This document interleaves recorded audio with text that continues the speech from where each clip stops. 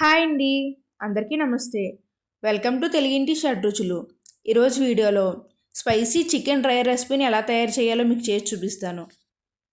Chicken fry అంటే అందరూ చాలా ఇష్టంగా, చాలా ఈజీగా చేసేస్తూ ఉంటారు. కానీ ఒక్కోసారి ఈ చికెన్ డ్రై రెసిపీని ట్రై చేయండి. ఇంకెప్పుడు మీరు చికెన్ తీసుకొచ్చినా ఇదే రెసిపీని చేసుకుంటారు. అంత టేస్టీగా ఉంటుంది. నేను చెప్పే ఒక మసాలా వేసి చికెన్ ఫ్రైని చేశారంటే దీని టేస్ట్ని మర్చిపోలేరండి. ఈ చికెన్ ఫ్రై అంతా ముక్క కూడా మెల్చకుండా తినేస్తారు. అంత బాగుంటుంది. ఈ చికెన్ డ్రై రెసిపీ పప్పుచారుకి, సాంబార్కి, అలానే రసానికి సైడ్ డిష్గా సూపర్ కాంబినేషన్గా ఉంటుందండి. చూసారా ముక్క ఎంత స్మూత్గా డెలీషియస్గా ఉందో, టేస్ట్ కూడా అలానే ఉంటుంది.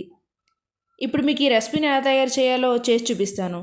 మీరు ఈ వీడియో చూసిన తర్వాత మీకు ఈ రెసిపీ నచ్చితే ఈ వీడియోకి ఒక లైక్ చేయండి.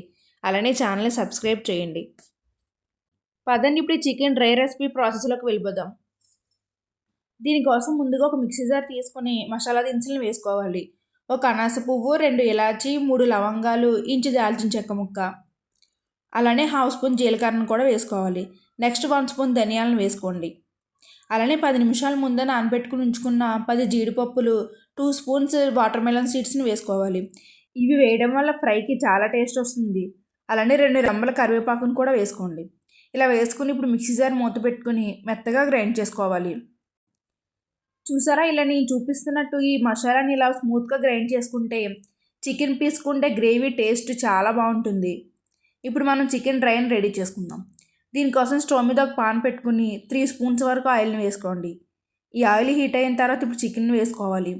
నేను ఈ చికెన్ డ్రై కోసం 750 గ్రామ్స్ చికెన్ తీసుకున్నాను.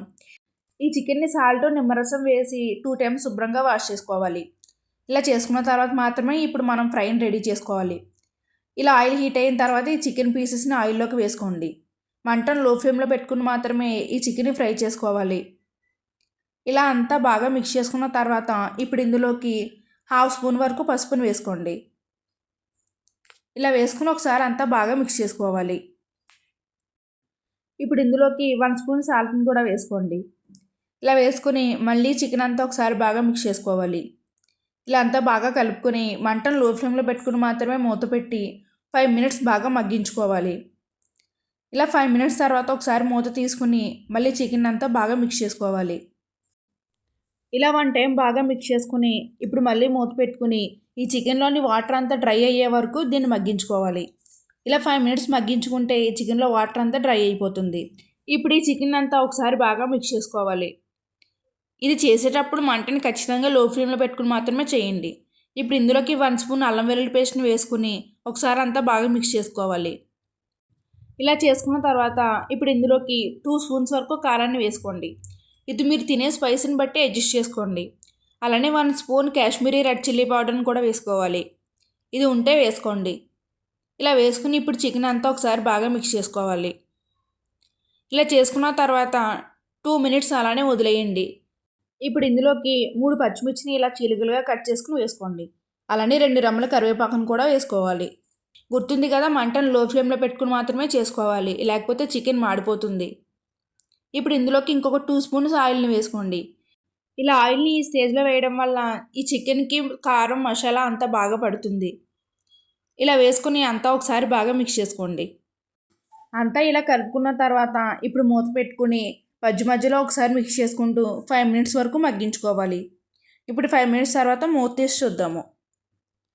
ఇప్పుడు ఈ చికెన్ డ్రైలోకి మనం గ్రైండ్ చేసి పెట్టుకున్న 2 స్పూన్స్ మసాలాను మాత్రమే వేసుకోండి.